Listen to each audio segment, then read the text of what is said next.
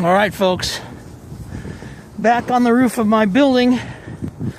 This Saturday I'm leaving for good, so this will probably be the last time that I climb the roof. It's been snowing, ladies and gentlemen. Look at the drift. Wow. You get down, you can see it better. It's been snowing since 5 a.m. It's after 10 in the evening. It hasn't stopped all day. They said 6 to 10 inches. They weren't lying. That's about what we got. Edwin, watch out. It's really slippery here, buddy. So we're going to go over to the infamous sign.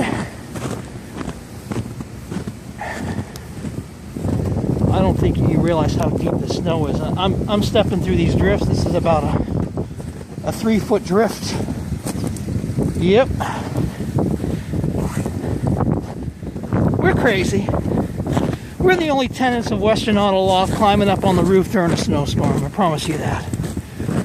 Now, if you see that light, there's the sign. Western Auto Law sign. Looks like it's broken again. It keeps breaking.